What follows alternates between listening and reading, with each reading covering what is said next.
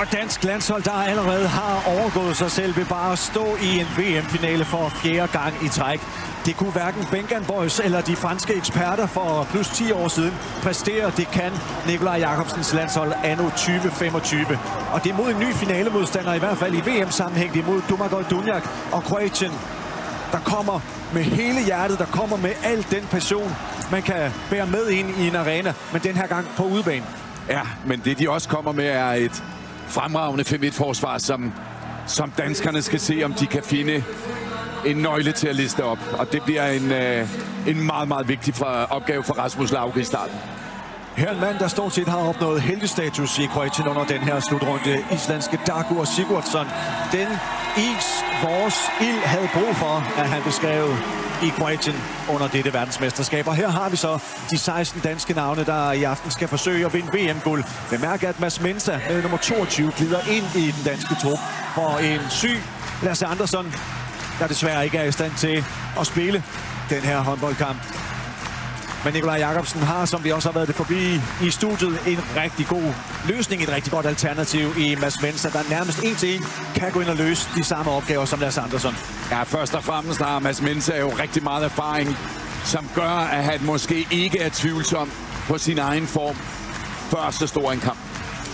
Her er de kroatiske profiler, det er værd at holde lidt ekstra højt med i aften. Ivan Martinovic, der har gang i et rigtig, rigtig godt halvår. Samme position som Mathias Gissel. De to, der begge har brændt Bundesligaen af for Gissels vedkommende igen hen over efteråret, vinteren. Og den form har både Martinovic og Gissel altså taget med ind til VM og nu i finalen.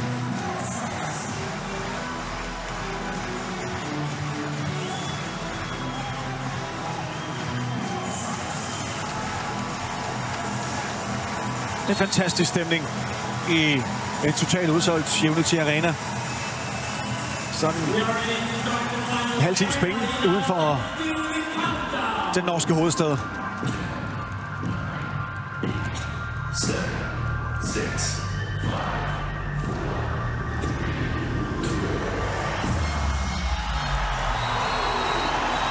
VM-finalen 2025 er blæst i gang. Dansk landshold sin vanlige formation med Simon Pytlik, Rasmus Lauke, Mathias Gissel i bagkæden med Lukas Jørgensen inde på stregen og med Emil Jakobsen og Niklas Kirkelykke til at passe angrebsmæssigt de to danske fløje. Og nede i målet står Emil Nielsen. Og som det bliver åbenbart fra start, et dansk publikum, der er i overtal, men som virkelig skal tage sig sammen for at larme mere end de kroater, der er her. Fantastisk start. Simon Pytlik.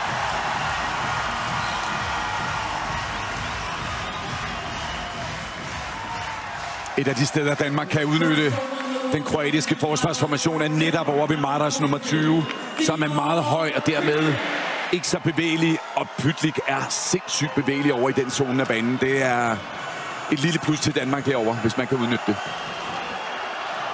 Kroatien altså indledningsvis med dobbelt bytte mellem forsvar og angreb. Vil gerne have den dygtige stregspiller Sivic ind på angrebsdelen. Martinovic det samme.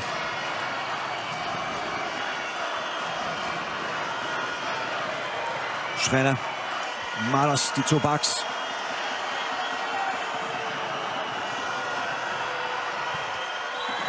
Meget opmærksom Magnus Saustrup.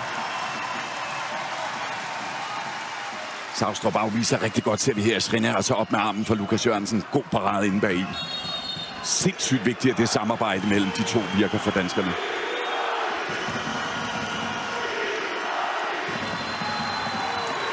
Søger at finde Martin Sivic, der nok var den kroat, der gjorde allermest ondt på Danmark, da de her to hold spillede uafgjort ved VM for 2 år siden. Der havde han Lukas Sindric til at ligge og fodre sig. Ikke med. Den her gang Sindric udgik af den kroatiske trup med en skade efter 2 kampe. Vi sidder og kigger på fra tribunen i dag. Gang for passivt spil. Opsamling. Jelinic.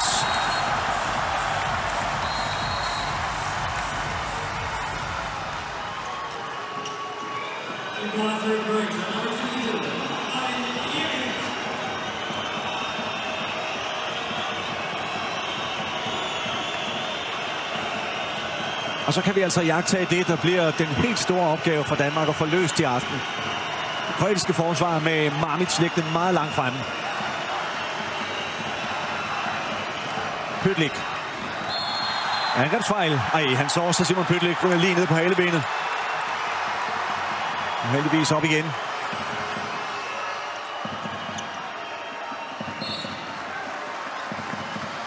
Landstræner slår ud med armene. Gerne i kontakt med de to spanske dommere. Ja, men der er jo overhovedet ikke i nærheden af at være noget som helst, der kommer ind med en angrebsfejl, så det kan jeg da godt forstå, Nikolaj Jacobsen gør.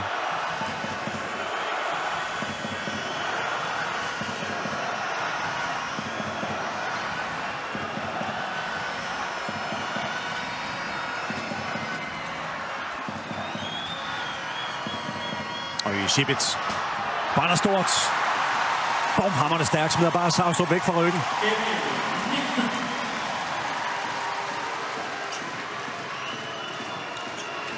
Plads til Pytlik.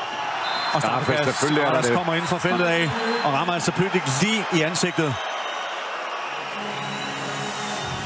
Det vidste det danske hold godt på forhånd, det her. At de vil spille med musklerne.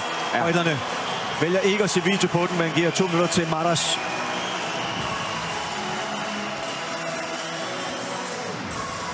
Ja, umiddelbart så ser det ud, som om det er fint. Dommerne har meget vanskeligt ved at skulle give et rødt kort allerede efter 3 minutter i en VM-finale. Men så den der venstre, prøv at se her, det er jo et slag. Men sådan er en VM-finale. Der kan man simpelthen ikke, hvis de giver et rødt kort nu, og kampen bliver ved med at have den her intensitet, så ender det med, at der skal 14 røde kort. Emil Jacobsen og Dominik Kuzmanovic. Holder den meget, meget længe. Ja. Og scorer sikkert. Man må jo kun holde bolden i 3 sekunder, og det udnytter Emil Jacobsen til fulde. På fjernet Kuzmanovic med at læne sin krop til venstre. Ligger flot bolden til højre.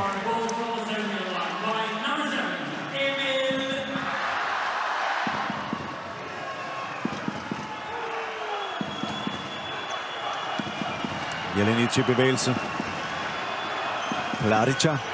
Vikaren på højre bak.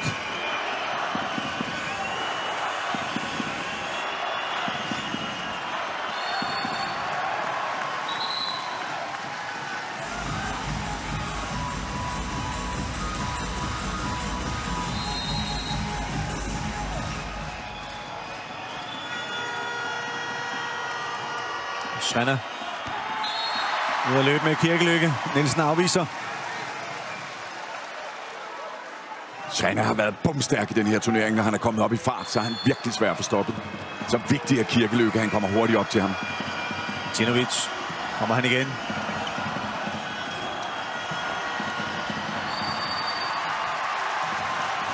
Meget intelligent af Lauke. Går ind i midtzonen og hjælper virkelig stærkt. Svanna. Ja, han bruger for mange skridt. Så kan målet ikke godkendes. Jeg forstod, der går Sigurdsson ikke helt. Han får taget masser af sekunder af udvisningen. 3 afleveringer igen. Plukket ned af Emil Nielsen. Bare hold fart, Lauke. Det er 4 mod 3. Jacobsen. Stolpe. En kroatisk opsamling.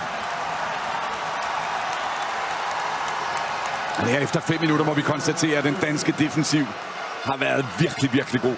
Midtzonen har fungeret perfekt.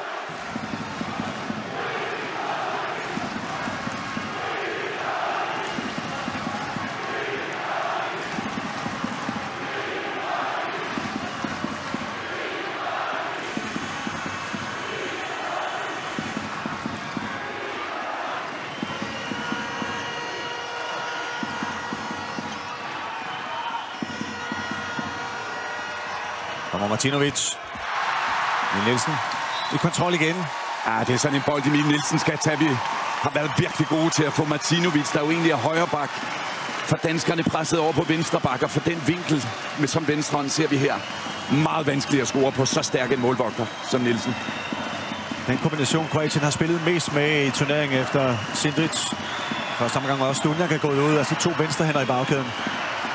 Gissel, Kirkelykke. God begyndelse. 3-1. Meget, meget vigtigt for Kirkelykke, at han får scoret på sin første skud. Så kroaterne ikke bare kan klumpe forsvaret ind i midten. De skal frygte, at han scorer derudefra.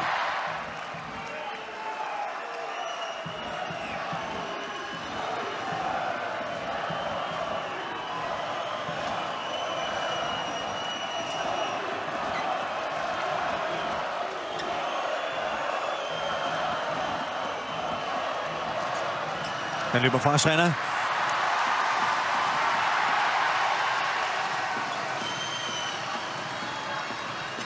Lauke, godt overblik. Kirkelykke. Ui. Kuzmanovic var helt væk ind i målet. Ja, utrolig uheldig med både Kirkelykke og også tidligere Emil Jakobsens fløjskud på stolperne. Overlægge stolpe ud. Utrolig uheldigt. Men det er jo denne her recept, Danmark skal blive ved med at benytte kontraangrebene.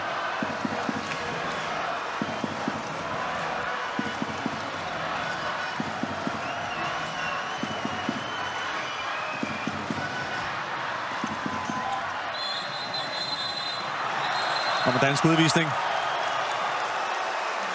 Det er til Magnus Saustrup, tror jeg. Men lad det Kirkelykke er. Det må være for at komme ind og ramme skudarmen der, at de udviser Kirkelykke.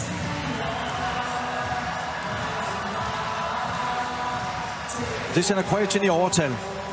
Og Domagoj Duvnjak ind til sin sidste landskamp. Faderfiguren på det her kroatiske landshold. Lad os se, om det danske mandskab har tænkt sig at koncentrere sig om de 5 øvrige kroater og lade ham være. Han så meget halvt ud i de 2 foregående kampe. Han bærer jo rundt på en lægskade fra den allerførste kamp i turneringen. Finder han Sibic. Stærkt forsvar. Det med, at de lader Duvnjak stå lidt alene, det gør, at de lynhurtigt danskerne kan samle om Sibic. Her ser vi Saustrup og Lauke. Og det er fordi, man ikke er bange for Duvnjak i hans nuværende forfatning. Ja, fordi for at få et godt skud i den midtzone, hvor Duvnjak spiller, skal man kunne tage et hurtigt tilløb, og det har han ikke.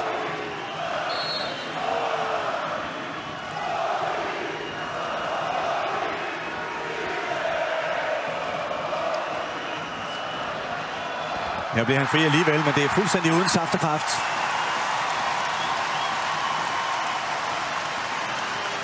Det er fuldstændig det, Danmark gerne vil have. Det er, at han tager initiativet, og så se, om han egentlig kan sende en kvalificeret skud afsted. God redning af Emil Nielsen.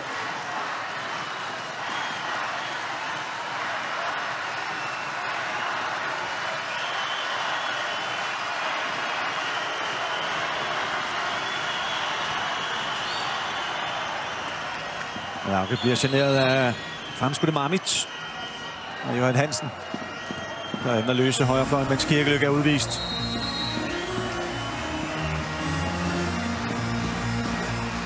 Så kommer Gisli Fart. Lauke. Og dansk straffekast. Forældrene er rasende over det her. De siger, at Lauke bruger for mange skridt til at kunne få et straffekast. Nej, det gør han ikke. Han hopper på det 3. skridt, så straffekastet er fuldstændig korrekt.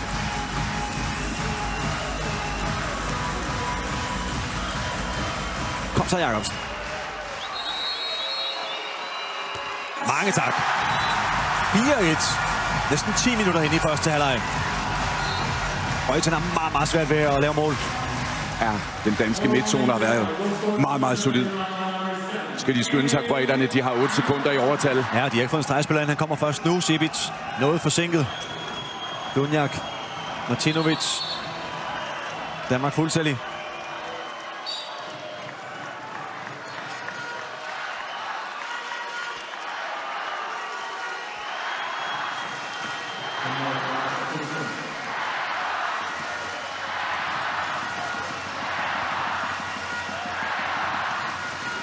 Duvnjak får et frikast, så skal han nok skynde sig ud. Kroatien er ikke videre tjent med, det er ham, der render rundt 6 mod 6. Men en ting, det giver, Jonas, det er Martinovic kommer over på sin yndlingsposition, som er højre bakken. Glavas. Flot spillet. Scoring nummer 2. Det er Martinovic, der starter hele opspillet ind i midtzonen. efter han lige har byttet plads med Dumjak.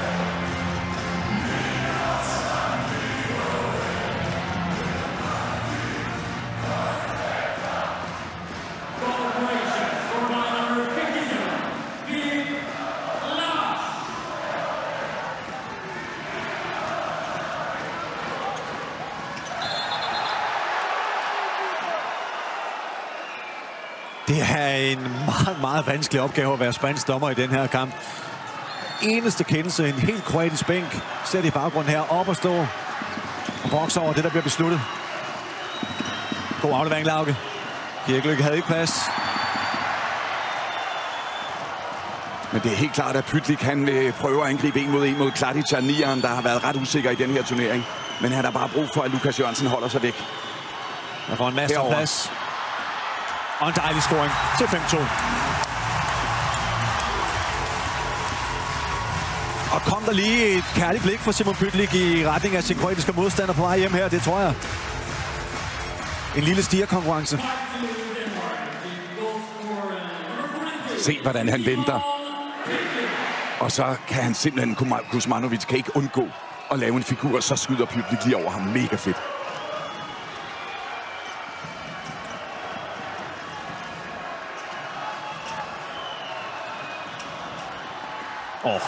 Martinovic bredt med den venstre hånd, siger lige undskyld til Emil Nielsen. Afslutning omkring hovedet.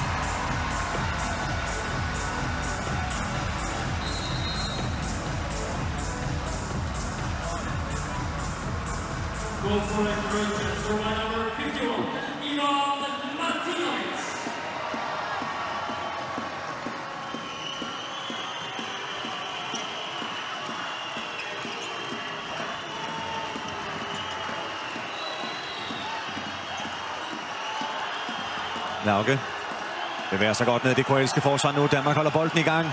Gidsel. Mathias Gidsel.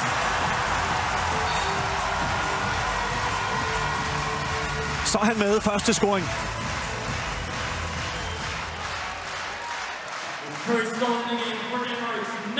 Men Danmark formår at spille bolden videre i det her angreb.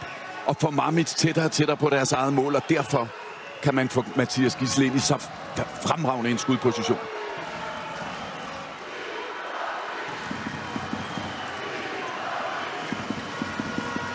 Kladic, den ryger forbi Sibic. Gidsel skal have nogen at spille med.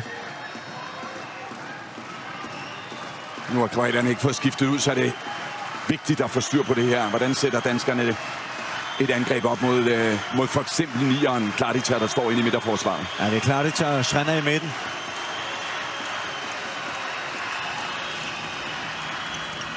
Glammers kommer godt ud. Stadigvæk ikke noget at få Marmits og Susen her ind.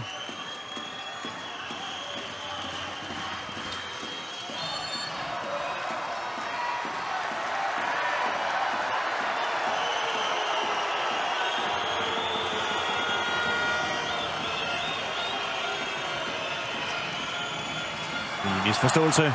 Lauke og Gidsel. Ja, Schreiner bruger for mange skridt. Det er fuldstændig korrekt. Han vil afgøre det selv, i stedet for at tage Kladic med. Han stod i en meget bedre position. Godt taget af Kuzmanovic. Ellers flot af Lauke. Første redning fra Dominik Kuzmanovic, der igen har stået en rigtig, rigtig stor turnering. Og så kvitterer publikum med den vante hilsen. Kuzma. Se her, Lauke får ellers skudt rigtig fint rundt, men han følger med derinde. Kuzmanovic bevæger sig ikke før tid. Flot teknisk redning.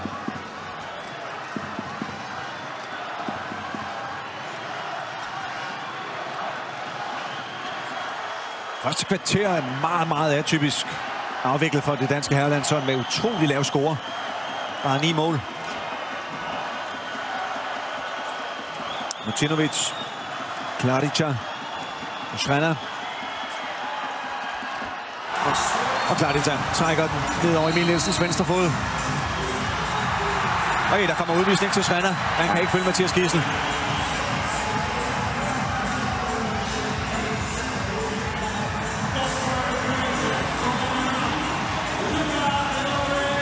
er altså meget at hente for Danmark i de her hurtige opgearkast. Ja, og det er den første af dem, vi ser her, og det er nok ikke det sidste. Rigtig, rigtig flot af Gidsel. Og blive ved og ikke lade sig stoppe. Første gang her kunne han have stoppet, når han bliver ved. Og det er det, der forårsager de 2 minutters udvisning. Og vurderingen for dommerne er så også, at man fratager Danmark en åben målchance, og derfor straffekast. Og det er jo også helt korrekt. Og det bliver en opgave for rutineret Ivan Pesic. Kroatiens andet valg ved et uheld.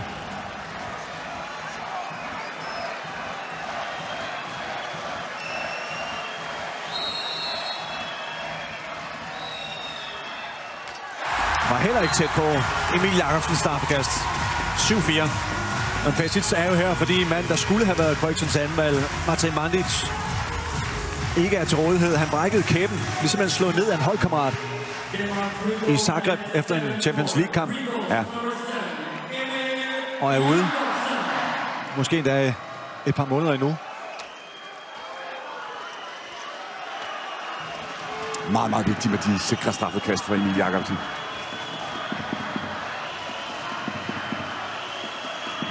Og Martinovic løber lige igennem.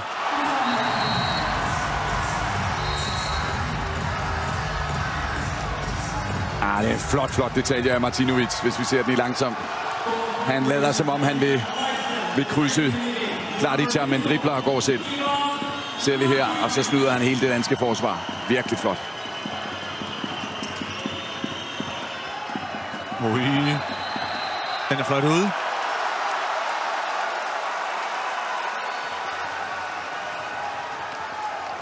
Et spil dansk overtal. Og til Glavas 57. Nederst billedet. Går og appellerer op til publikum. Det har han gjort under hele turneringen i Zagreb. Også en af dem, der virkelig har gået forrest, når det kommer til stemning og attitude. Ham og Dunjak. De to stemningsmæssige indpiskere. Lusin. Kladića. Kom i tvivl. Lusin. Godt Emil Nielsen. 10 sekunder i overtal for Danmark. Hold dampen.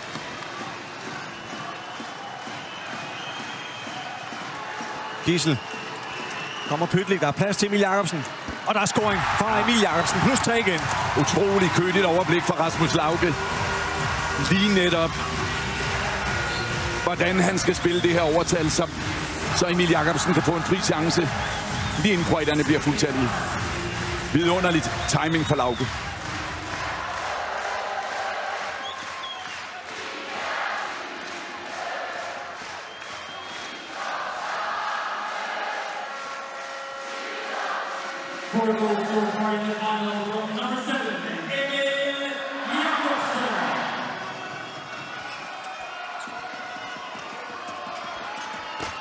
Ja, han skyder altså godt, Martinovic, men det er langt udefra. Ja.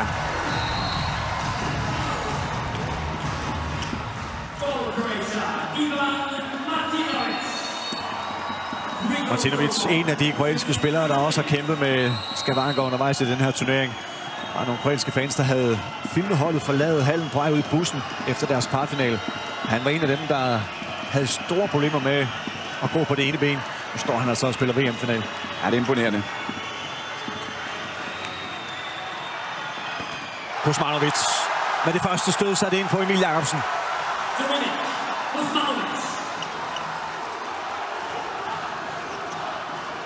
Lusin. En gang imellem er det lidt old school, lidt gammeldags, det Kroatien laver. Men de har nogle vanvittigt dygtige skytter. Jamen, det har de. De er jo meget interesserede i at få deres store skytter. Martinovic, Maras, Lusin, Skriniar op til skud.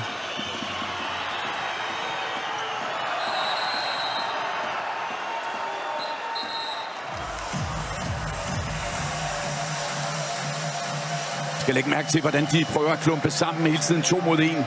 Og det kan være så vanskeligt at få sluppet bolden på det rigtige tidspunkt. Meget tilfreds, der går Sigurdsson.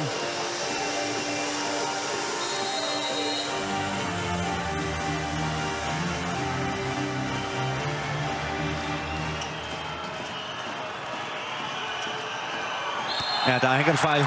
Jeg synes desværre, den ser god nok ud. Jeg tror klart, det når jo korrekt i vejen. Nikolaj Jakobsen tager sig til hovedet.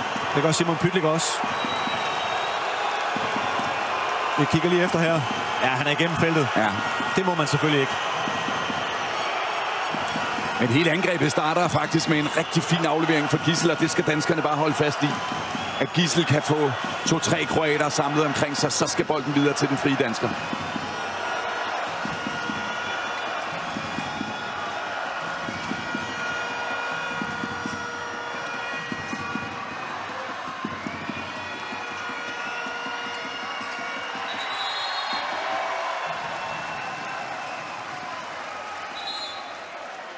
Og Lucien, der er kommet ind med nummer 41, skal man være opmærksom på. Han elsker at skyde og være med i samtlige angreb, så der er en stor far på færre, når han har bolden. Det får han nu. Finder Sibic. Klasse af Emil Nielsen. Fantastisk. Så skal danskerne se, om de kan få et hurtigt mål. Hold farten, Lauke. Mamic kommer grimt ind i den her. Pytlik op og toppes med Kuzmanovic. Nu skal de lige passe på temperamenterne på begge sider af midterlinjen dernede. Ja, nu skal de jo også styre den kroatiske bænk, at de ikke er helt oppe. Altså nu har vi set Dumjak stå op som en ekstra træner de første 10 gange i løbet af 20 minutter. Men Lauke bliver ramt grimt. De skal ud til video på den her. Ja. De to spanske dommere. Men det er jo lige netop det her, danskerne... Ja, de kommer ind fra siden med stor kraft. Danskerne skal passe på ikke at falde i den her fælde. De er virkelig dygtige til at spille, når kampene bliver forvirret og rodet, kroaterne. Den er jeg spændt på, hvad de gør ved, den her, de to spanske dommere. Ja. Det kan meget vel blive et rødt kort. Det bør det vel være. Ja, umiddelbart vil man sige klart rødt kort. Og nu skal de jo ikke se, om det er en EM-finale eller ej. Nu skal de bare se, at løber der ind for siden med et halsgreb, så får man et rødt kort i håndbold. Lad os se, hvad Andreu Martin og Ignacio Garcia beslutter. Sædvanligvis et ualmindeligt dygtigt dommerpar. Ja, de går i brystlommen. Direkte rødt kort til Marko Mamic. En modig, men rigtig beslutning af de her to dommere. Fuldstændig rigtigt, Jonas. Det er modigt, men den skulle dømmes. Og hvad gør Kroatien så nu med det 5-1-forsvar? Kan Dunjak holde til det? Nej. Eller må de væk fra det? Nej, men de kan måske overveje at sætte Jelinic-fløjen, venstrefløjen frem. De kunne forsøge Tim Lucien. Eller, som vi så i nogle af de første kampe, 6-0-forsvaret med de meget store midterforsvar. Martas, Susnia.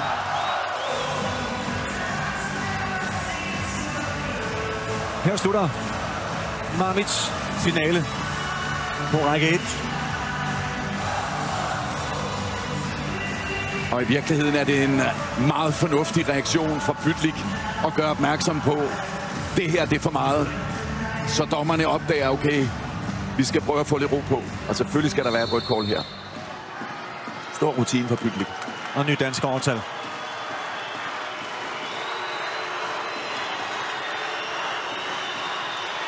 Lauke. Jørgen Hansen. Niels Bohr stort. Og prøv lige at se Kuzmanovic og den jubel her.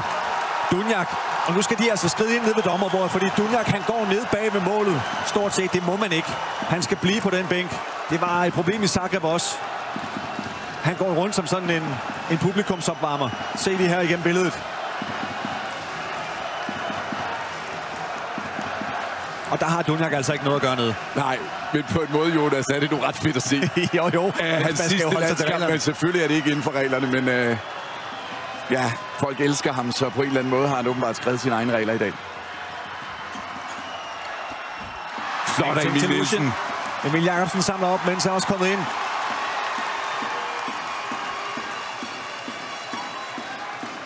Flot noget ned af Emil Nielsen her på Lucien, som jo er så aktiv, når han er inde.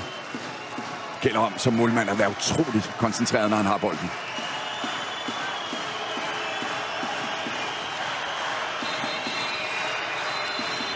Ja, nu vil de ikke køre med op på Domagoj Dunjak. Han får en advarsel. Kartersic i billedet også lige over bokser.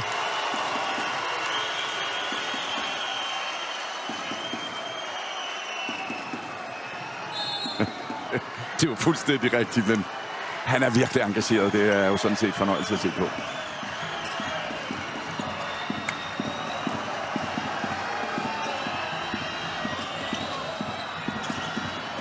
Hvor er det flot spillet af Pytlik den her gang. Lige inden han går igennem, spiller han den ud virkelig stærkt. Vender tilbage som målskytte. 5. scoring. Læg mærke til, her kommer Gidsel med finten, og Pytlik lige inden han rammer forsvarerne, spiller han den stærkt af Pytlik.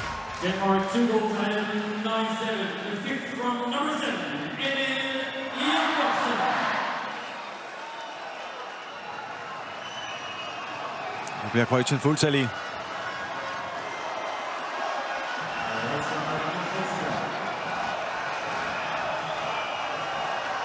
Ja, der er stadigvæk topmål. Jeg tror ikke, de har opdaget af udvisning af udløbet. Nej, det har de ikke. Der er ingenting andet end dansk bold. Gidsel kalder på den. Samme gør Emil Jacobsen. Der er ikke plads. Stærkt forsvarsspiller Mads Mensah kommer ind og stiller sig fuldstændig korrekt. Kommer her. Bum. Og så laver de en dum aflevering.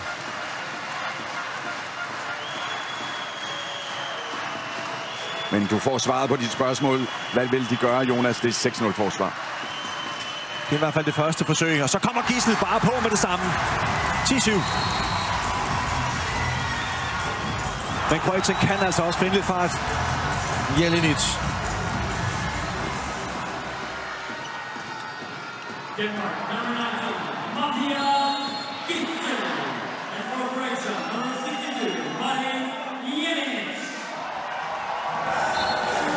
Så er Marko Mamic bag et par franske bronzevindere. Nu kom Srenia frem. Susnia holder bunden ind bagved. Får fat i Gidsel. Så er det Pytlik, der kommer. Lauke. Gidsel. Scoring! Lige nu et dansk landshold, der modstår den enorme kroatiske fysik. Han spiller utrolig intelligent, spiller bolden videre rundt om Srenia, så han ikke kan holde bolden i den ene side, og der kun er 2 spillere, der står og spiller. Danskerne formår at spille med alle 3 bagspillere.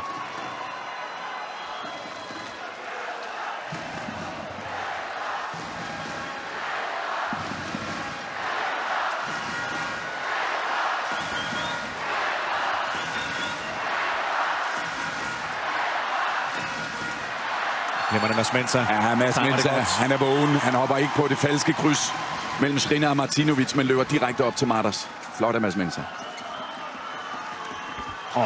Martinovic. Og god skudafvikling igen. Fantastisk scoring. Se her, nærmest forstående. Kommer han op. Fanger Emil Nielsen på det forkerte ben. Lige mod Emil Nielsens retning. Skyder tilbage i målet.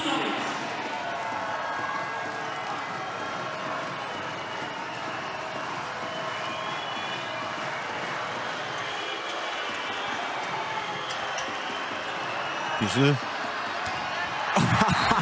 Ja, men han er også en heldig mand af og til. Ja, det var han her.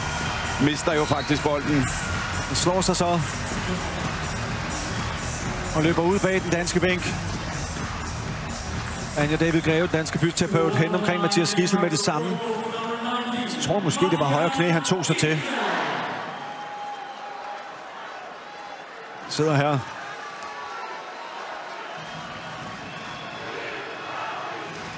Thomas Arnoldsen hen med Gidsel med lidt forfriskninger.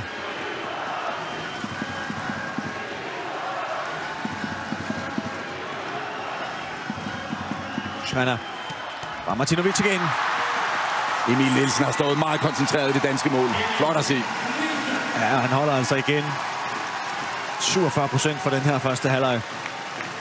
En dum løsning af Martinovic. Skyder stående her. Skal nok bare benytte det hopskud, han havde lige før. Og imens er Mathias Gidsel tilbage.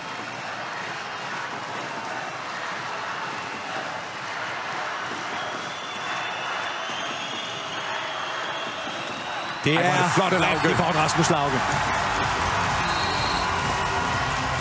Første danske 4-målsføring i kampen her.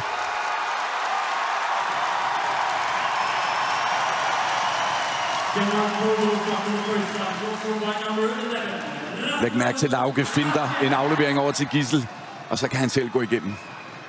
Rigtig, rigtig fornuftigt. Kampens første timeout for langt af Dagur Sigurdsson.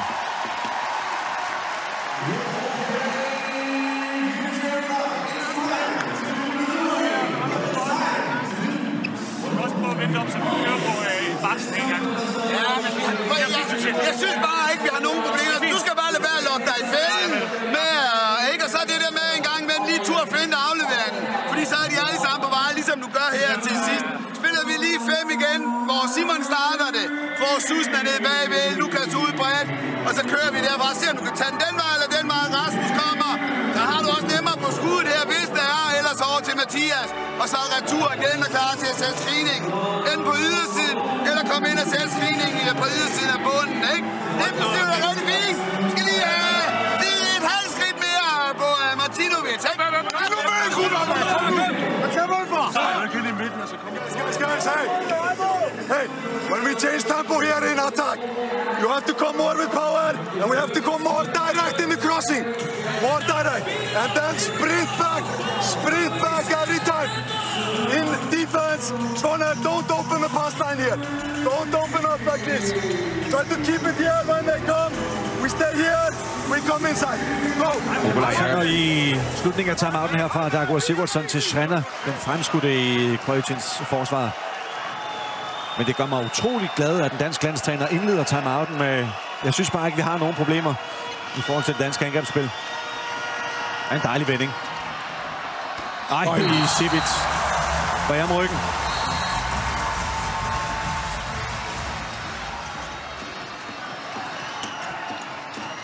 Kirkelykke skal grave den op fra gulvet. Øj, var han sikker i dag derude.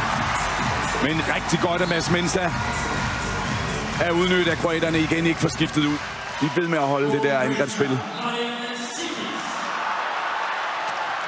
Udvisning til Magnus Saustrup for at sætte foden i vejen. Det er i kategorien for småtterier. Den bliver jo kastet lige ned på hans fod. Hvad skal han dog gøre? Ja, han kan ikke gøre noget andet end at acceptere dommen, som er meget, meget hård.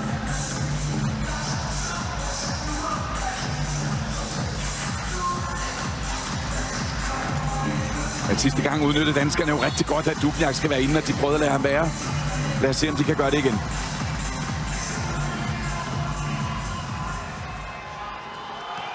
Martinovic. Det er godt smidt ind. Han sidder lige, han får 20 cm forspring til Mads Mensah, og så går han kompromisløst.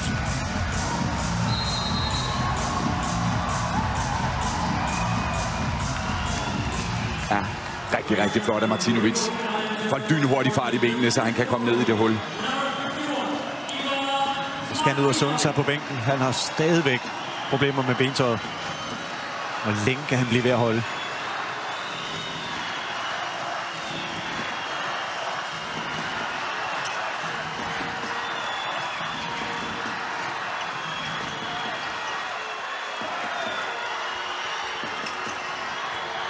Markering på passivt spil. Gissel går ind på hovedet. Og udvisning. Og så er det Lukas Jørgensen, der er involveret over omkring Susnia. Der er ved at være dårlig stemning. Jeg vil ret snart sige, at der er dårlig stemning. Men det trives kroaterne jo af og til i.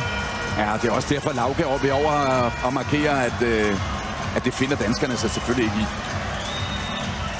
Der kommer Schreiner af. Ja. Får selvfølgelig fortjent en udvisning.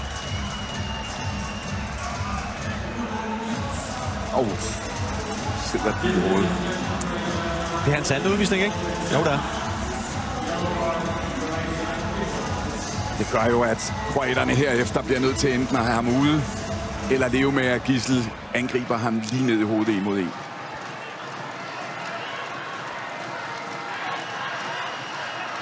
Kommer Johan Hansen ind igen.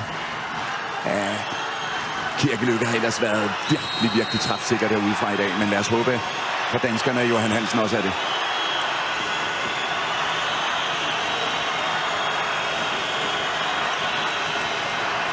Sidste minut.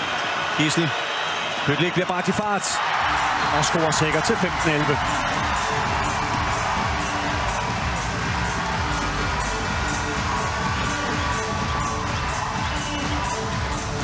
Gissel og Pytlik er så sikre i deres timing sammen. Pytlik løber lige på det rigtige tidspunkt. Gissels aflevering ligger lige på det rigtige tidspunkt.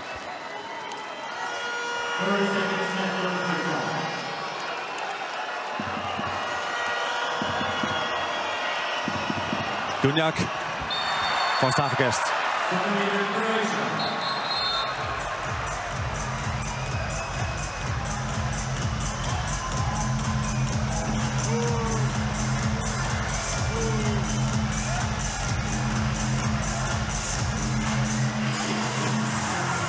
Det kunne da være meget sjovt at gå til pause med en Emil Nielsen-redning. Jeg synes jo selv, han har taget for få straffekast i turneringen. Men her kommer han også over for en meget, meget dygtig skytte i Philip Klavas. 15-12. Jacobsen har taget timeout.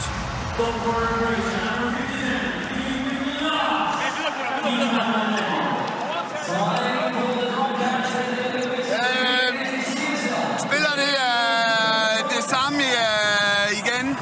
Ikke? Frans højre.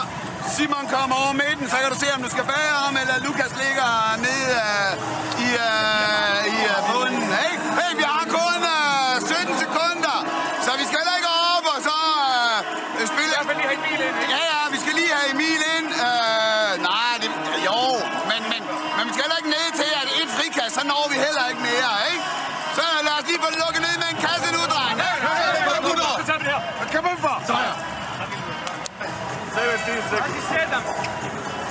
Guys, we let them hit. Listen, on this side here, we let them here. This side here, Klava, you show. You think here. On the other side 17 here. sekunder, og det bliver en balance for Danmark. Hvor længe vil man holde den? Kan godt blive problematisk at vente på at få en målmand ind. Nej, det kommer de ikke til, sagde Nikolaj. Altså, de skal spille lidt, så tiden går, og så starter samme overtal som før. Pladsskifte, og det kommer nu. 10 sekunder igen. Lauke. Pytlik og Gissel. Nu er Emil Nielsen på vej ind i målet. Om Pytlik, Gissel, det er fremragende dansspil og går til pause på. 4 mål foran 16-12. Den sad lige skabet, den der. Ja, den kombination, vi har set så ofte i hele turneringen. Gissel, Pytlik tilbage til Gissel. Og dansk pauseføring er altså på 4 mål. Pausen kan du bruge ind på sporttv2.dk og få overblik over alle de utrolige rekorder, som Nikolaj Jacobsens landshold er i gang med at sætte lige nu. Først skal vi have interview.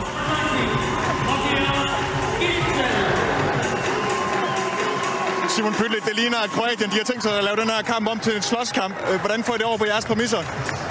Det vidste vi godt, de ville. Så der er ikke rigtig noget chokerende for os. Jeg synes, at vi, de momenter, hvor vi spiller hurtigt, der gør vi det også godt. Så vi skal bare ind og have flere tæsk i anden halvleg, og så det glæder vi os til. Jeg hører fra en mand, der har været en del i gulvet. Vi viser jer, hvordan det er, at Danmark løser det her kroatiske forsvar, men det gør vi, når vi lige har været tilbage på en reklamepause på gensyn om lidt.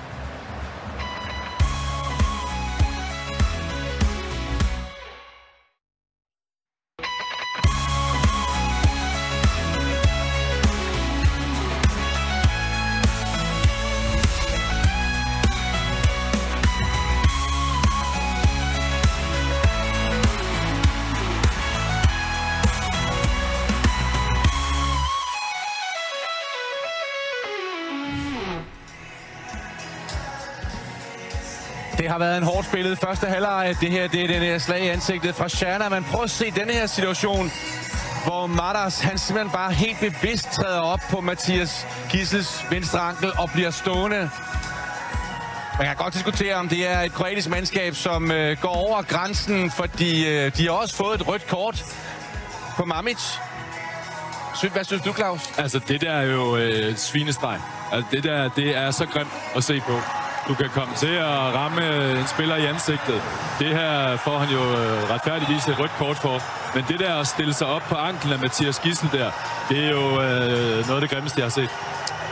Og det er jo Kroatiens helt bevidste strategi, ser det ud som om at prøve at gøre den her kamp så fysisk, og på den måde virkelig også så lidt håndboldagtigt som muligt. Hvordan er de sluppet afsted med det? Jamen, jeg synes, Danmark har forvaltet det rigtig godt. Der har været, den sætten grænser. Pytlik har markeret tilbage, Lukas Jørgensen har markeret tilbage. 2 pæne drenge, som tager de indfalds, der skal til. Men de har også holdt Gissel ud af problemerne i forhold til diskussionerne. Det synes jeg generelt ser rigtig godt ud. Så længe Danmark spiller godt i overtal, så tror jeg, at Danmark er på vej til at blive verdensmester. Det lyder jo godt. Lad os prøve lige at se på, hvordan Danmark løste det her 5-1-forsvar. Også så længe, at Mamić var med i kampen. Claus Møller, fordi Danmark havde godt styr på det. Ja, Danmark kom til de chancer, kigger jo altid i starten af kamp. Hvad er det for nogle systemer, Danmark spiller indledningsvis? Det er jo det, der har været vendt på taktikken. Og jo typisk placeret omkring Lukas Jørgensen, der skal ud og sætte en ydersidescreening og sørge for, at Gissel og Pytlik får så gode betingelser som overhovedet muligt. Og så få sluppet bolden ellers inden overfaldet. billederne her viser perfekt, at det Danmark kan, når Lukas Jørgensen går ud i bredden, det er, at så er Marmits nødt til at gå længere tilbage, og så bliver det nemmere at spille udenom ham, præcis som i de 2 eksempler i det her tilfælde her. Og så må vi bare sige, at Mathias Gidsel, det er en jernmand som Danmark. Han har lavet 5 mål, Daniel Svensson, i første halvleg. Hvad betyder han for det danske spil? Det betyder alt, hvad der overhovedet skal til for Danmark for at vinde den her kamp. Men lad os lige kigge ned i præcis det her med stregspillet og tålmodighed hos danskerne. Vi har selvfølgelig Mathias Gidsel her, der kommer til at lægge et angreb ned i midten. Og så får vi jo den fremskudte Schreiner, der ligger og trækker med ned. Men Lukas Jørgensen rykker væk i situationen. Lad os prøve at komme ind og så se, hvordan danskerne de holder flow i spillet. Her er Gidsel rigtig dygtig til at få den videre. Det gør, der rent faktisk er en overtal over modsat, hvor at Simon Pytlik kunne trække ind og få en situation. Men det sker ikke. Lauke vender bolden tilbage i den anden retning i stedet for. Og så får vi jo Mathias Gidsel, der får den en gang til. Ikke en favorabel position. Prøv at se her. Han er faktisk ved at blive fanget, men er heldig at få den videre i spillet, så Lauke han modtager bolden en gang mere. Lad os prøve at kigge videre på det. Når Lauke har bolden, så får Pytlik den. Og her laver Lukas Jørgensen noget rigtig vigtigt noget, hvor han går ind af. Han løber væk fra sin position og tager et ryg ind i midten, kommer væk fra det brede punkt. Det gør, at når vi løber billederne videre, så får Mathias Gidsel den mulighed, der er her, til at gå ind og få sin mand-mand-duel. Ja, og nu er der kun 10 sekunder til, at anden halvleg begynder. Danmark er foran 16-12, og jeg vil bare huske dine ord, Nikolaj Krikau. Vi er på vej mod et VM-guld. Ordet er dit, Jonas Nyhøj.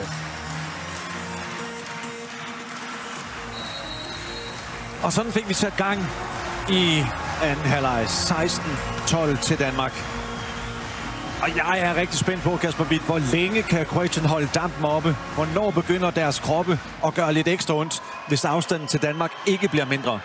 Nej, det tror jeg ikke, vi skal regne med kommer til at ske. Jeg tror, vi kommer til at se nogle kroater, der vil være lige så intense, som vi så i første halvleg, og køre lige til grænsen af, hvad reglerne tillader. De er indledt med Maras, Martinovic og Lucin som de 3 bagspillere. Undertal 20 sekunder endnu. Top mål. Grebet ud af Emil Nielsen. De har ikke fået Kuzmanovic ind. Og der er straffekast.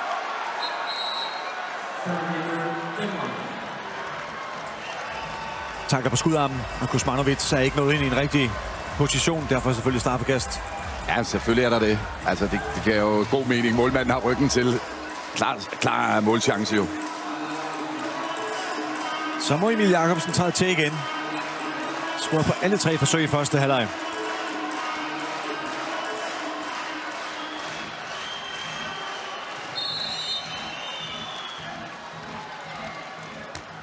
Men brænder fra begyndelsen af anden halvleg. Bolden springer ud over sidelinjen, er stadigvæk på danske hænder. Kroatien er blevet fuldtallige. Nu kommer Schreiner ind. Flot redning af Kuzmanovic. Og Schreiner står altså og dækker op ind i midten. Han bærer rundt på 2 gange 2 minutter fra første halvleg. Lad os se, om ikke Gidsel skal ned og angribe. Kroatiens nummer 11. Og det vil være oplagt, og helt sikkert noget, danskerne har talt om i pausen. Kommer her. Sådan. Schreiner er nødt til at holde sig væk. Det udnytter Gidsel. 17-12 til Danmark.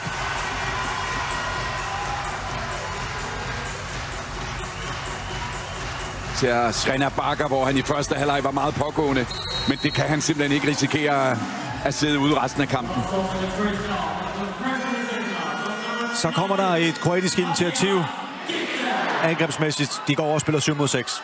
Det er jo super fornuftigt for Dagur.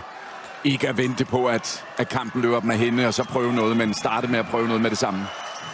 Josip Simic, der er kommet ind som ekstra startspiller. Martinovic. Kommer Maras. Ja, der er straffekast. Ja. Magnus Landin kaster sig ind i ham.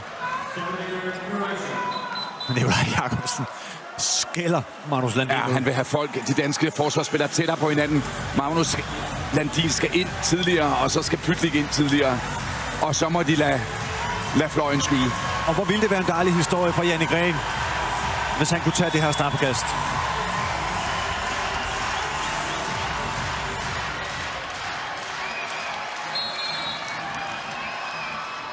Ja! Selvfølgelig Janne Gren! Og prøv lige at se Gidsel, hvordan han undgår, at den bold ryger til indkast. Sikkert et teamwork. Først en redning, og så endnu en redning. Janne Gren. Ej, var det fedt for Janne Gren. Så er der yderligere initiativ hos Kroatien. Op i et ultraoffensivt forsvar. Pytlik løber dem af og får straffekast igen. Og udvisning.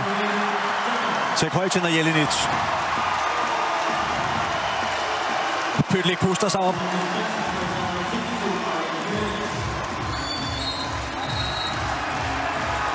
Og nu ryger Martas ud for Brock. For Brock dobbelt kroatisk udvisning. Nu gør de det altså også meget, meget svært for dem selv. Så bliver det Emil Madsen, der træder til som straffekastskytte. Hans første finaleoplevelse.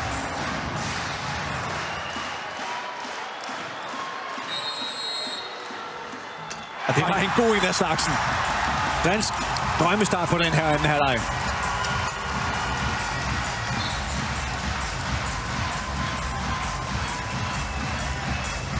Og noget af det, vi har været vidner til, Jonas, her er med den frustration, det er jo netop nok forskellen på at spille i Arena Zagreb, og så dukke op på en neutral bane. Der er kæmpe kaos nede på den kroatiske bænk lige nu. De kan ikke finde ud af, at de må sætte en mere ind.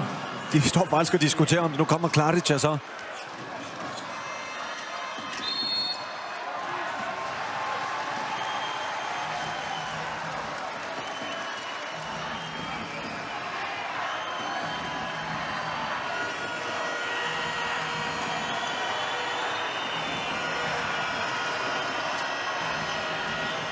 Schreiner. Klaric er meget bredt. Landin har styr på det. Arm i vejret. Flot, det er godt løst. Det er flot spillet. Gis laver sig og får skæld ud. Ja, men nogle gange må man bare rose modstanderen for en virkelig fin aktion. Flot aflevering og rigtig godt afløb af Martinovic. Dejlig vinkel til Johan Hansen. Og 6 mod 4. En død problem. Ja, smart af Pytlik at sætte angrebet hurtigt i gang med denne her aflevering.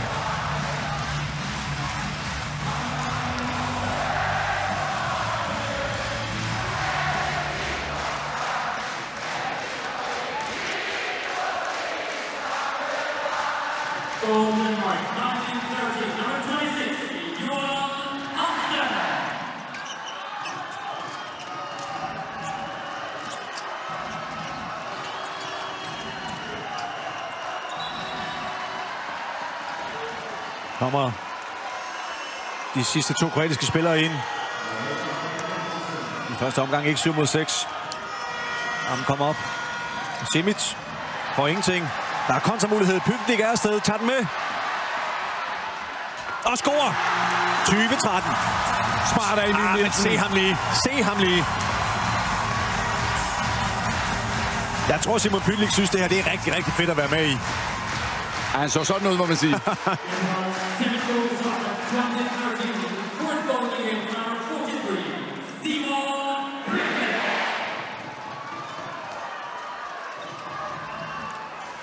Kommer 7 mod 6 igen.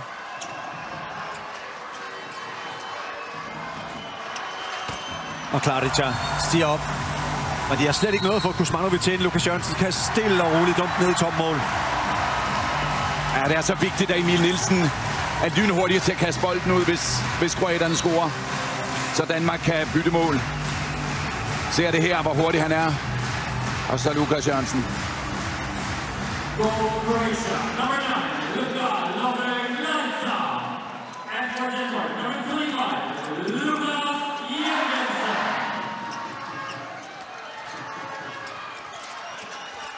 Og Martinovic med stor fejl. Lukas Jørgensen stille og roligt løb ned i et nyt topmål. 22-14.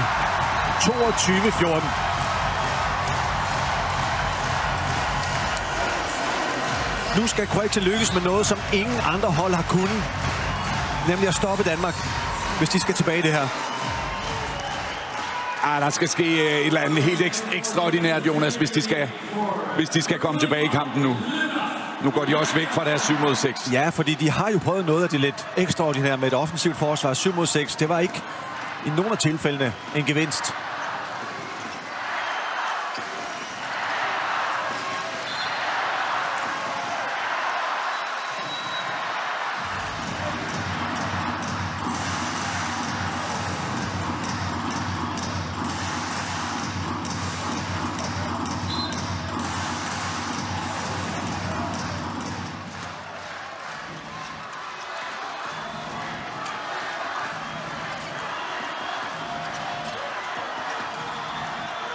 Saustrup tager godt imod. Ja, vi må konstatere, at den danske midterblok, Lukas Jørgensen, Saustrup, de står simpelthen så smart placeret i forhold til hinanden, og derfor bliver det så svært at komme til skud for kroaterne. Se igen. Og ved siden af dem, Landin og Kirkeløkke, helt det samme. Det er en fornøjelse, som seerne skal nyde. Virkelig flot forsvarsspil.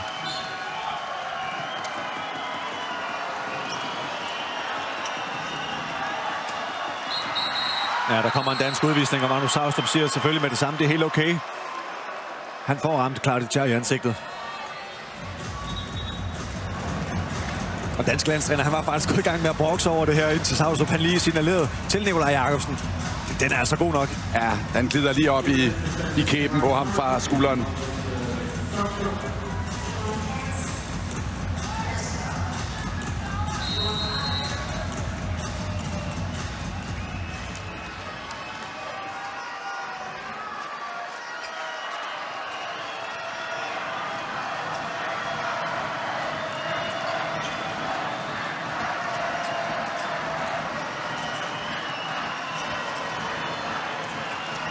Dunjak leder og fordeler. Sivic. Men det er et stort problem for kroaterne igen, at danskerne lader en halv mand, hvis man kan sige det sådan, dække Dunjak. Dækker alle de andre. Latten knaller fra Martinovic. Virkelig flot forsvarsarbejde fra det danske hold i den her sekvens. Kroaten må tage. Martinovic har simpelthen et hopskud foran hele forsvaret, selvom de er overtalt. Flot forsvar.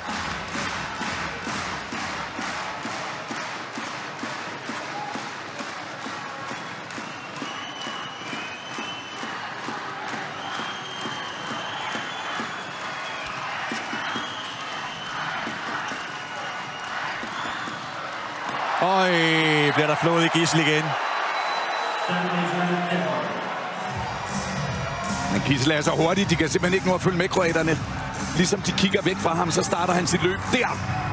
Men i modsætning til første halvleg, så begynder Gidsel faktisk selv verbalt at sige lidt fra nu. Han er også irriteret over den behandling her. Ja, men det betaler sig ikke for kroaterne, og derfor ved Gidsel også, at 22 minutter til, så er han verdensmester igen.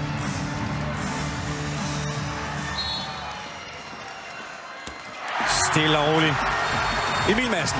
Det er stærkt, at Emil Madsen er kommet ind.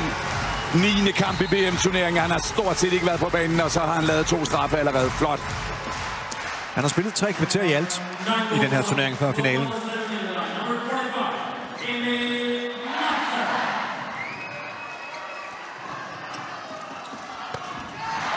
Det praller bare af. Hans Rinder har virket meget træt de første 10 minutter. Anden halvleg har stort set været inaktiv. Også her. Som regndråber på en frakke. De sidder bare fast. Triller ned ad maven på ham. Ja, nogle gange har Pytlik talt om en rammer, eller hvad han kaldte det. Og det her lignede lidt en rammer. Men Pesic kommet ind i målet.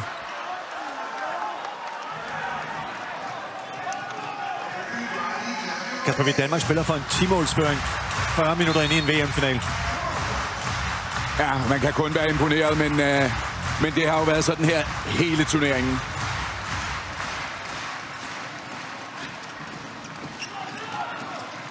Tre afleveringer igen. Lauke, paraden.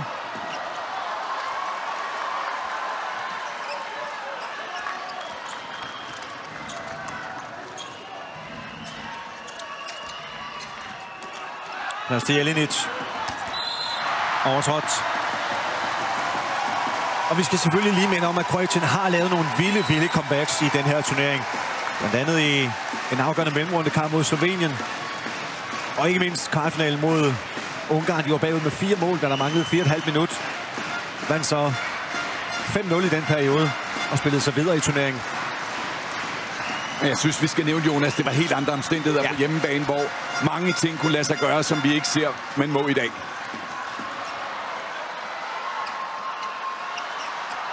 Godt, Gidsel! Stjæler den! Nej, hvor er det flot. Gidsel kan gå på vandet. Først forsvar, og så fantastisk angreb. Han er overvågen, ligger sig lige bag ved den kroatiske spiller, og så rører han forbi Srena. Der er ingen, der kan stoppe ham. Det er VM-topscoren igen, det der. Det er 7 mål på 7 forsøg og 4 assist i aften. Han er fuldstændig i særklasse. Det må man sige.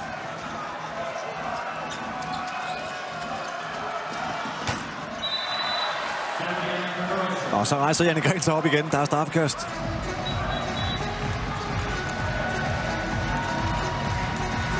Flot spillet af Kladic. Finder Sibic alene med Lukas Jørgensen. Og selvfølgelig er der straffe.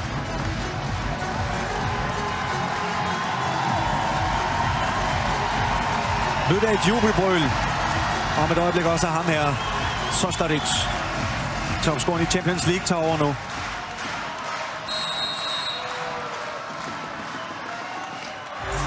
Og scorer sikkert.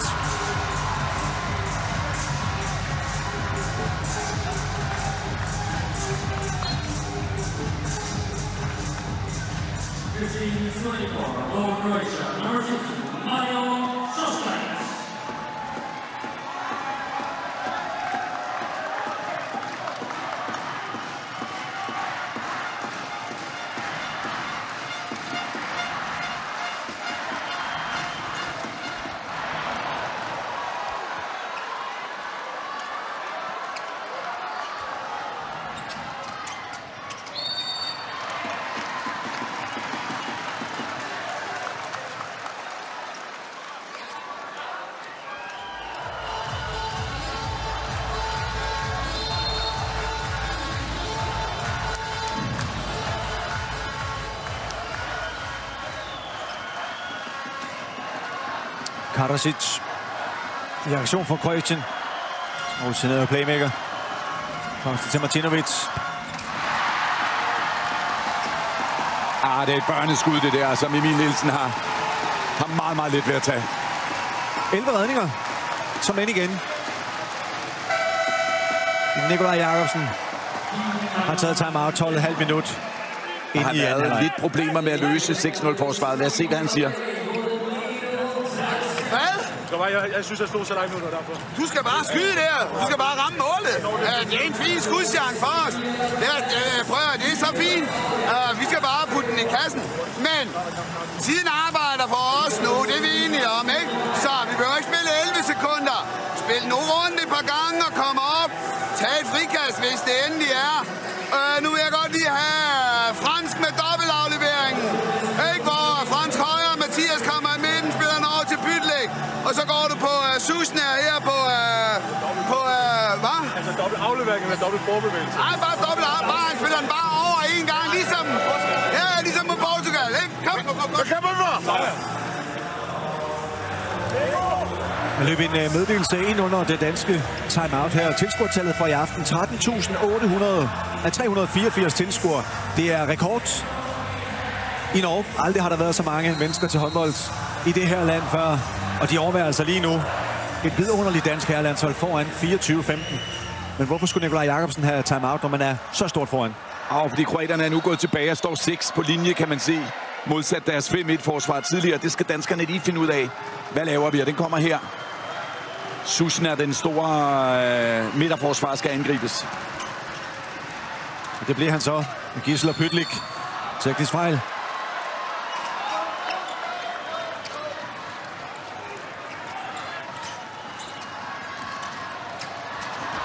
Øj, var det flot. Vanvittigt godt stregspiller af Martin Sibic, men prøv at se.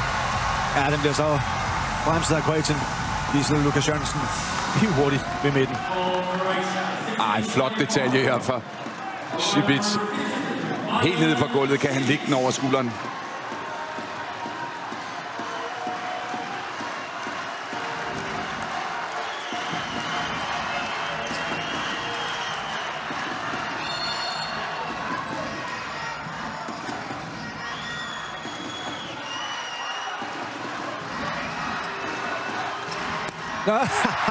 Gissel.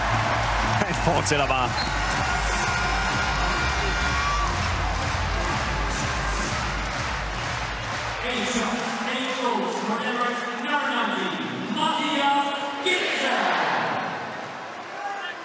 Hans 8. scoring.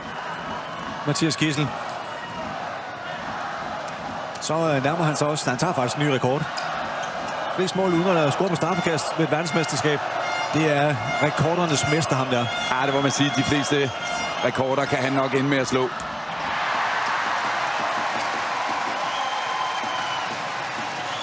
Mensah. Gidsel, der har plads ud til Magnus Landin. Og han starter uden på banen, siger det spanske dommerpar.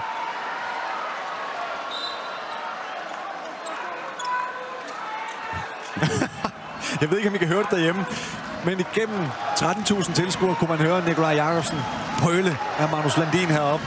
Ja, kom nu Magnus, for helvede. Ja, du har aldrig været lige i bandekassen igen, ikke? Jo. Jeg synes, seerne skal høre, hvad er det egentlig, der foregår, så de kan splice sammen til mig.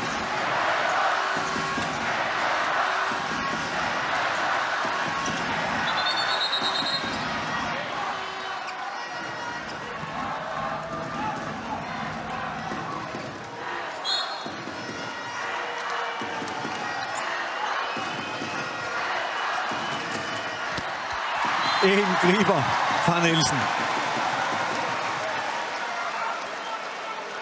Savstrup er klog. Han bakker på en spiller, der ikke er så godt skydende. I stedet for at åbne for stregenspillene. Det er en fornøjelse at se det danske forsvarsspil. Arm i vejret. Svenner. Kardasic. Skal de finde på noget? Det var smart.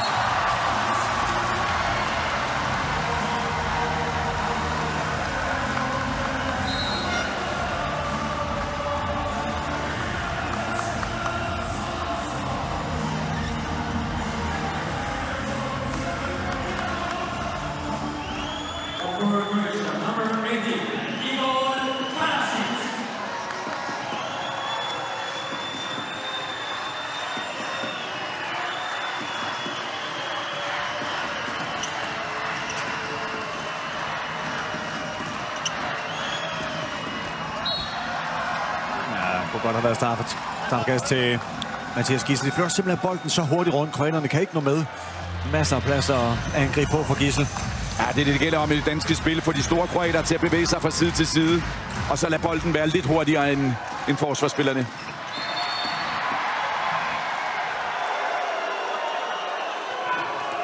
Fire afleveringer igen.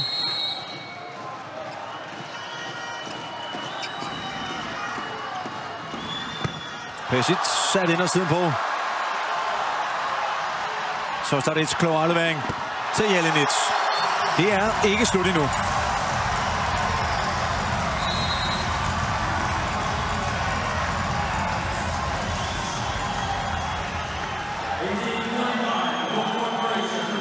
Og vi må advare mod at give kroaterne bare en lillefinger. De skal ikke have fornemmelsen af, at de kan komme tæt på.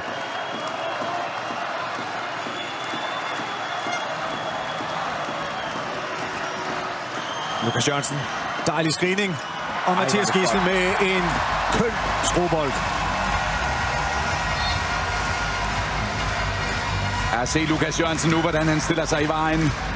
Og så kan Gidsel løbe udenom. Rigtig flot samarbejde mellem de to.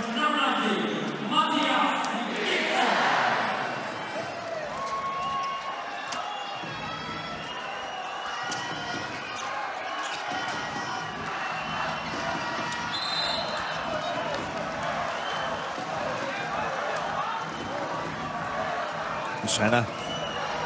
Men en opgivende attitude. Lang tid om at komme op her. Føler sig en lille smule bortdømt. Jeg synes ellers, Danmark er sammen med Kroatien selvfølgelig lykkes med at bringe aggressiviteten lidt ned i den her anden halvleg. Gå ind. Jamen, du har fuldstændig ret, Jonas, men det skyldes flere ting. 1. Danmark kom så hurtigt foran. 2. Det kan simpelthen ikke betale sig at lave de overfald. Det har de allerede set. Og 3. God kontrol fra dommerne og dommerbordets side over al den her forvirring, der opstod i første halvleg.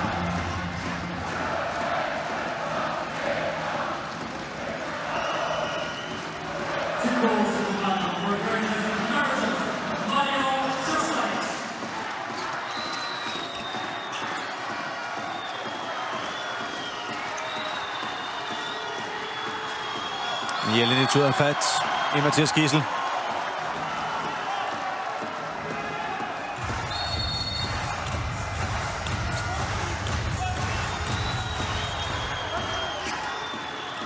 Godt spillet videre. Det er fantastisk. 27-19 til Danmark. Det er pragtfuldt spillet videre af Pytlik. Når han er allermest presset, ser vi, hvordan han afleverer indenom Sostadic. Virkelig, virkelig flot.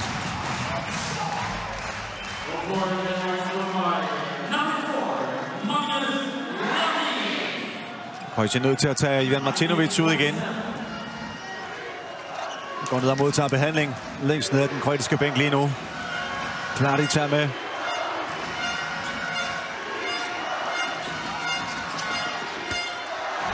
Og Karadzic reducerer. Og de har jo været lidt for fuldt af uheld i turneringen her. Sindric og Dunjak, der tidligt udgik med skader. Dunjak godt nok vendt tilbage. Havde også deres dygtige venstrefløj David Mandic skadet op til turneringen. Han nåede sig ind og spille. Udgik med håndskade og blev opereret undervejs i turneringen. Og så alle de her små problemer, der er opstået undervejs.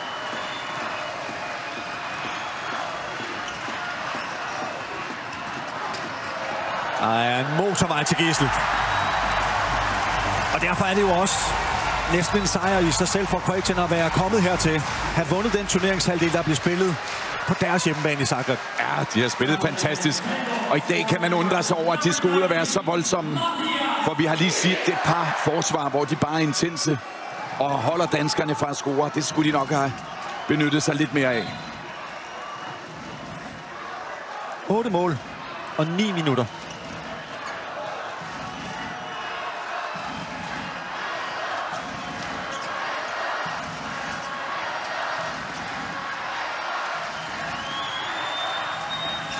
Klaric bomber den ind.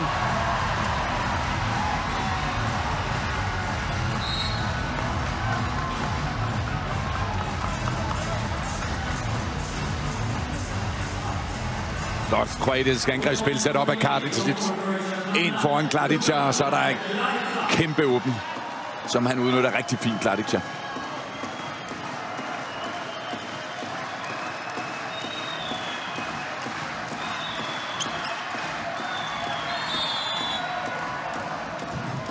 Så Mathias Gidsel, han er godt og grundigt træt af Jelinic.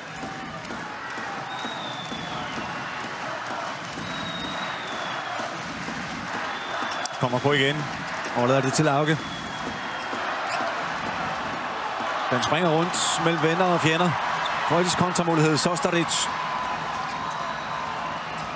Dejligt disciplineret dansk returløb. Karadzic. Og så skal det lige ryddes op.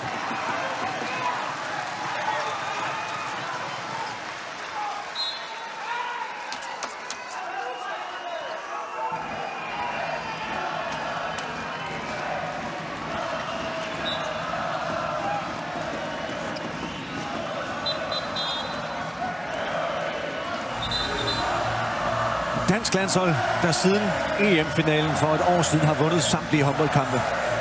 Ja, det er mega imponerende. Men vi ser også her, hvordan man gør det. Det gør man ved at have et mega godt forsvar. Stå tæt sammen.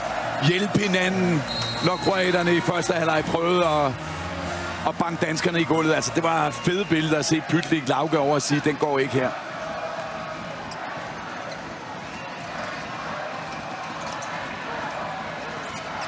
Ja, hænger Klaric også fast. Ja, de er dygtige inde i midtzonen igen.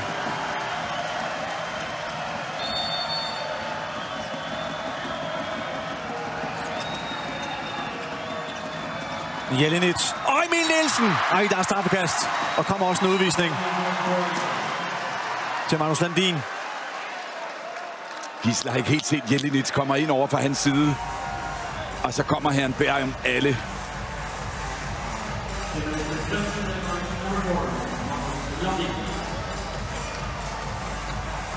Når lige at få ramt Jelinic på foden. Den er god nok. Morterne, ja. Og Janne Gren ind igen.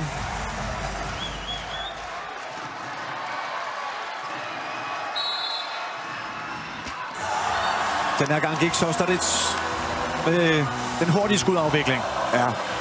Janne Gren har egentlig set den, men skudafviklingen er lidt hurtigere end bensparket. Og en bedre smule tro tilbage hos Kroatien. De sidste minutter af Dunjaks landsholdskarriere.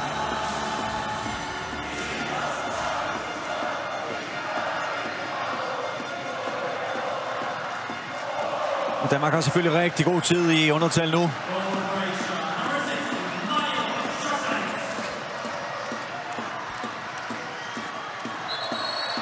Det bliver ramt. Men det klæder kroaterne at være intense uden at være voldelige. Det skulle det have gjort langt tidligere.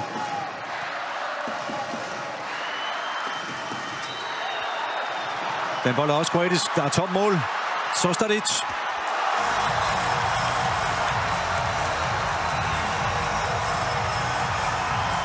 Ja. De er jo ved at bringe sig selv i samme situation som i kvartfinalen mod Ungarn. Jamen, det er jo fantastisk at se, at de ikke giver op, Jonas. At de bliver ved med at spille på det, de har fundet ud af virker. 6-0 forsvaret. Ja, uden bold. Jeg kunne godt leve med, at de lige taksler 10%. Ja, jeg tror også alt guld, vi spiller om.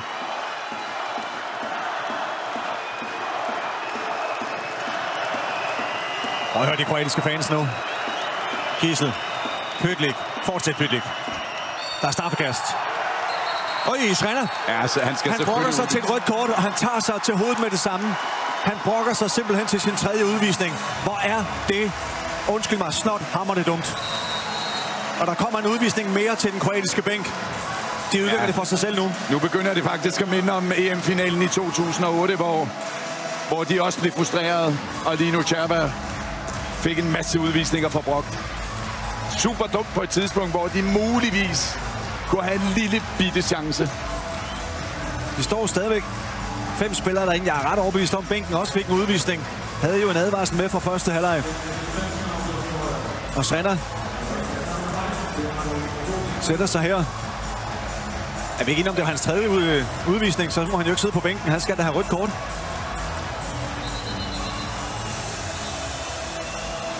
Nej, det får han også nu. En rødt kort til Zvonimir Srena. 3. udvisning til ham. Og samtidig får Dunjak altså også en udvisning.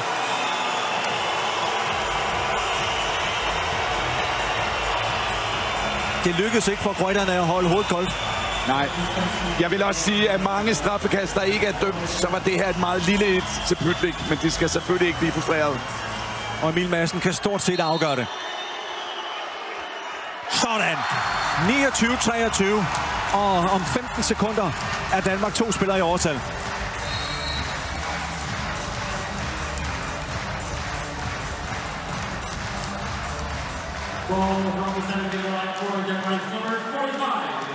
Og de havde jo momentum, kroaterne. Ja. Det skal jeg da love for at forsvinde igen. Nu kommer Mensah ind. Danmark fuldstændig. Problemet med at komme så stort bagud, som de har været, det er jo, at næsten alle detaljer, eller for ikke at sige alle detaljer, skal gå deres vej. Og det gjorde de ikke med det straffe her. Og så bliver man selvfølgelig frustreret.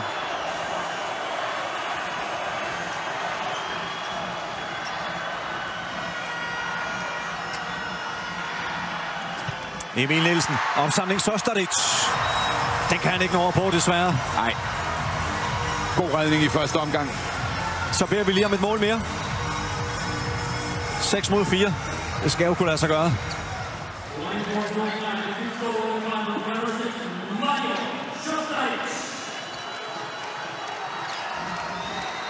Lauke.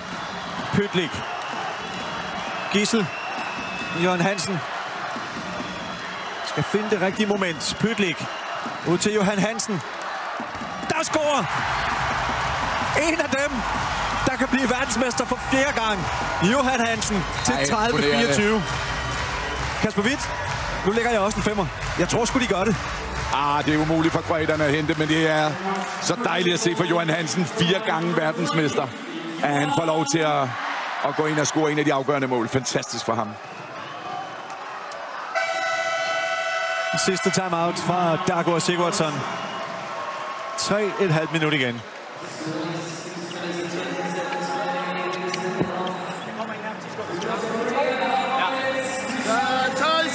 Tilbage af udvisningen, ikke så? Vi kører den rundt, hey! Der er ingen, der behøver at løbe nu. Kan vi ikke bare få den skide opsamling, ikke? Der er ingen, der har travlt. Tag lige forsvaret, skifter du med Tommy, okay? Og så spiller vi i angrebet. Nej, vi spiller 5, hvor Thomas kører ned her i midten. Lukas den vej over, sætter en screening på ydersiden.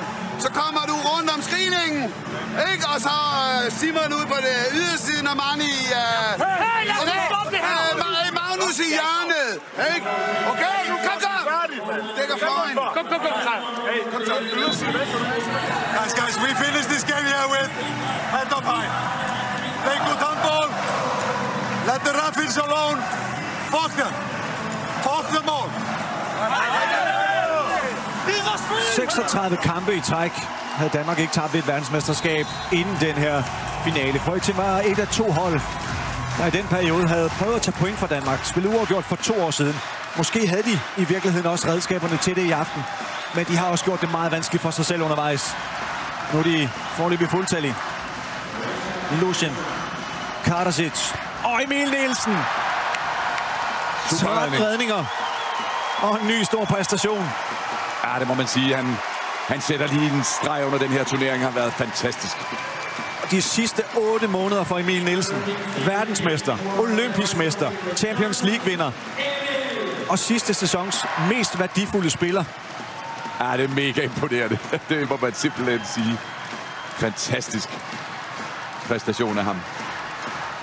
Men en lille detalje, vi må rose Dagur for, det var play handball. Altså ikke noget dumt at lade dommerne være. Altså, det er jo det, man skal sige, i stedet for en eller anden kommer til at slagte en dansker nu. Arnoldsen skal også lige ind og smage på det. Han serverer for Johan Hansen. Jannik Gren står de sidste minutter i målet. Tilbagevendte Jannik Gren, der vandt guld i 19, og nu også i 25. Og han var inde og tage det fantastisk vigtige straffe. Fedt at se. Også dejlige billeder af Nikolaj Jakobsen i en sydfynsk krammer med Simon Pytlik.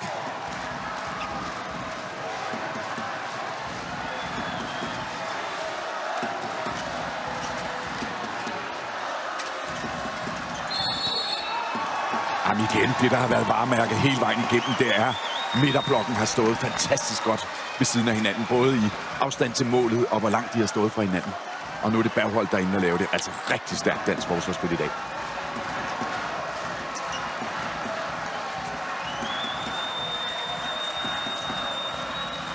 Klar det til at brække lige af og reducere for kroaterne.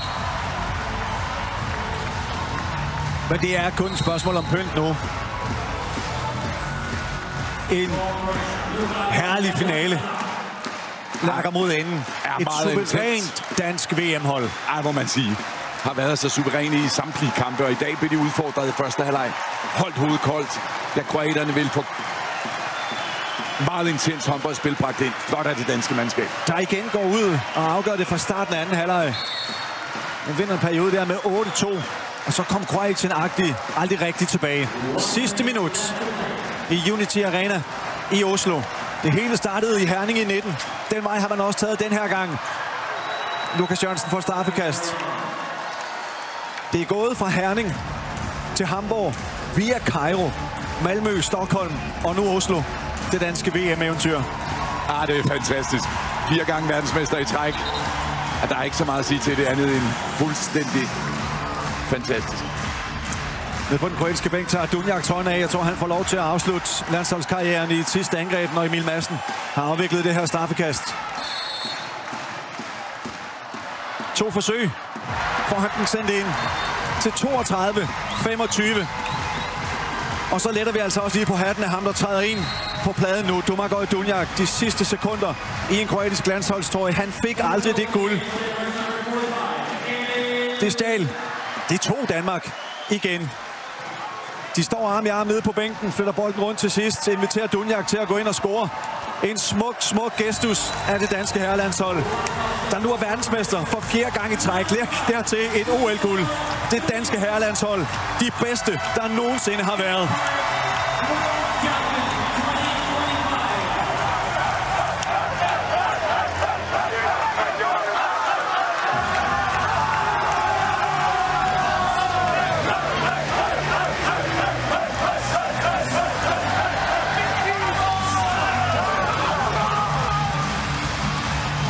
Gjorde det igen, og den her gang fuldstændig suverænt. Ja, det skal jeg da love for. Hvad fik vi? Guld, der råbt i klyngen her.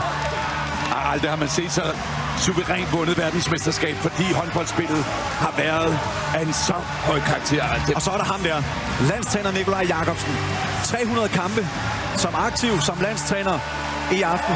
Nu er han også historisk tangerer den mest vindende træner i VM-historien. Det er så smukt, at han har 300 kampsjubilæum netop denne her aften.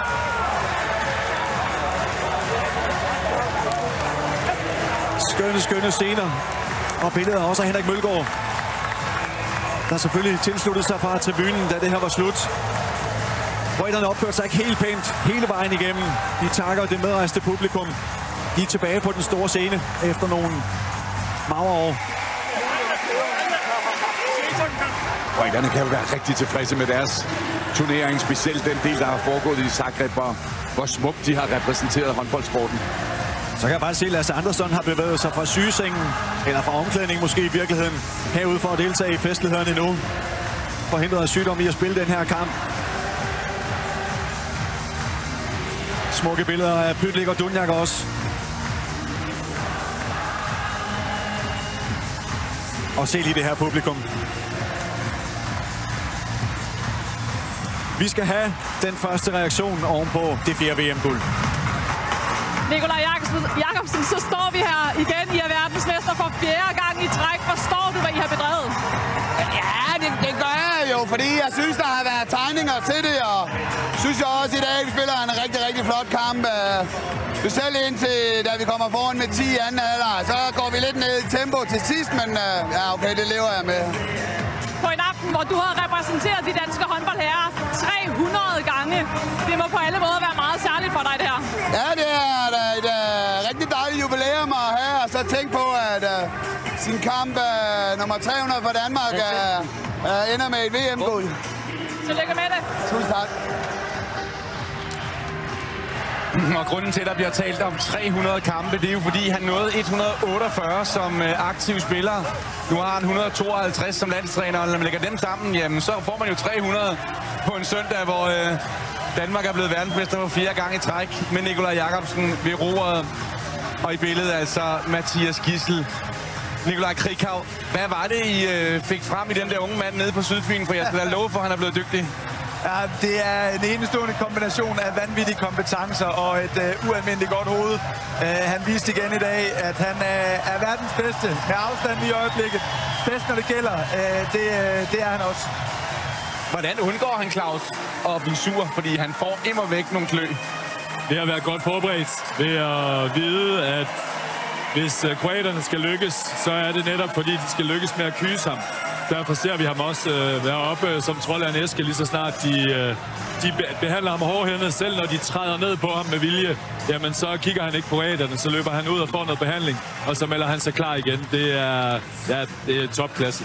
Og noget af det, der også er glædeligt, det er at prøve at se ud på kroaterne. Det er jo ikke på den måde et slagent hold. Det er også et hold, der har haft en fantastisk VM-turnering. Ja, det er det, og vi havde hørt om, at de skulle hjem og fejres, uanset om de vandt eller de ikke gjorde. Fantastisk at se, og også de her billeder. Man hæfter sig ved så meget storhed.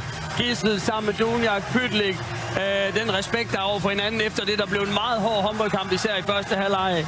Det er fantastiske billeder. Og selvfølgelig skal Dumagaj Dunjak have lov til at lave det sidste mål i den her VM-finale. En flot afslutning på en landsholdskarriere, som altså tager ham helt tilbage til det EM-finale, han var med til at spille heroppe i Norge i 2008. De danske spillere, de står sådan samlet i klynge nede i den modsatte ende af banen, ud mod de mange danske tilskuere, der har været så billet til dagens finale. Kroaterne går også rundt nu og klapper rundt og siger ligesom tak for det her. Men sikke en bedrift. Altså, det har været en VM-turnering, hvor ikke et eneste hold har kunne rigtig udfordre Danmark. Nej, og det er jo flot. Altså man kan sige, at en ting er at gå ind til den her slutrunde som kæmpe favorit, som Danmark var. Noget andet er så at gå ind og bevise det. Kamp efter kamp efter kamp. Det er ganske enkelt imponerende og illustrerer jo bare meget godt, hvor det her danske landshold står pt. Klart på tronen, toppen. Der findes ikke bedre landshold i verden. Og det her landshold, de skal jo så hyldes nu. Nu får de lov til at tage sig den tid til at gå rundt og nyde det her. Vi kommer til at høre fra Rasmus Lauke lige om lidt. Og så skal de ud i omklædningsrummet. Måske skal de lige skifte til en guld hat eller en guld trøje. Det er jo i hvert fald set før. Og så vil der være medaljeceremoni. Og når medaljeceremonien er forbi, jamen så vil de løbende komme forbi os, og vi vil få mulighed for at tale med dem. Og så sender vi jo sammen med dem hele aftenen. Vi bliver faktisk ved, så længe der er noget at rapportere om her fra arenaen heroppe i Oslo. Fordi man kan sige, der er både den danske fest, men der er jo også den kroatiske. Ja, de har tabt finalen. Det virker som om, det fandt de ret hurtigt ud af i anden halvleg, at den vinder vi nok ikke i dag, den her. Nej, det er klart. Den dobbeltudvisning, de får 5 minutter ind i anden halvleg. Den afgør håndboldkamp, så de havde lidt tid til at vende sig til, at det kun i gåsøjne blev til sølv. Jeg tror, at de fejrer, at de er tilbage på verdenstop. Men hvor er det specielt at se. Altså, jeg har aldrig oplevet et hold, der har tabt. Vi snakker om den her tredjeplads, som har en værdi, hvorimod toeren jo står grædefærdig. Det er altså ikke et kroatisk hold, der står grædefærdig her. De er lykkelige over, hvad noget hertil. Og så gik de forbi os her, Mathias Gidsel og Rasmus Lauke. Og det betyder altså også, at Lauke bevæger sig hen til vores mikrofoner, og så kan I få hans ord på det her. Ja, så værsgo, Heidi Møller. Rasmus Lauke, jeg citerer lige, hvad du sagde til mig ved VM-guldet i 19. Hold op, hvor er vi gode. Hvad siger du så om det i dag? Jeg siger, at det her håndboldhold, der har leveret den her turnering her, det er det bedste landshold, der nogensinde har set. Den her finale, der var meget fysik, og alligevel var I så overlegne også i dag. Hvordan oplevede du det hele? Men jeg synes, at vi holdt hovedet koldt igennem hele kampen. Vi vidste, at der ville komme nogle sindssyge ting fra dem. Masser af følelser. De brokker sig til 2 eller 3 udvisninger. Og vi holdt hovedet koldt. Så på den måde vandt vi kampen. Vi var dødsens trætte, men vi tog den alligevel i sikker facon. Og nu har du vundet VM 3 gange, og du har en stor hovedrolle igen. Altså, hvad gør det ved dig? Men jeg er bare drønmotiveret af at spille på det her hold her. Det er så fedt. Hvordan kan man andet end at elske det? Stort tillykke, Lauke. Tak for det. Ordene altså fra Rasmus Lauke, som nu står sådan lidt og leder. Hvor er de henne? Holdkammeraterne, jamen de er nede i den anden ende af hallen, Lauke. Du skal bare den vej ned.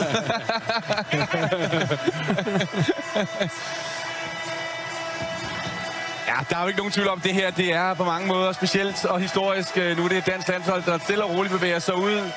Vinkende op til de mange tilskuere her. Ja, hvilken kulisse vi fik, ikke? Altså, det må man sige, det var jo en VM-finale værdig. Ja, bestemt. Altså, det hjælper jo altid, når de mange kroatiske fans, de også var der. Der er ham der! Altså, det giver jo noget, når der kommer 4 chartrede fly og masser af kroater heroppe, som altid skaber en vidunderlig stemning. Og så blandet med det danske, så er det rødt og hvidt over det hele. Og det, der sker nu, det er, at Mathias Gidsel, han løber jo ud nu mod omklædningsrummet. Det er nede i den anden ende af hallen. Og det betyder, at når han kommer som den sidste, så kan sejrsråbet gå i gang. Her går Domagoj Dunjak ud bagved os. Iført det kroatiske flag. Så lige nu, der glæder jeg mig bare til at se nogle billeder derindefra.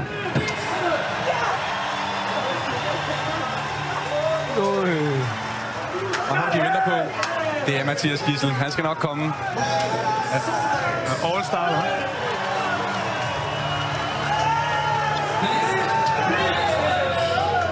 Så start.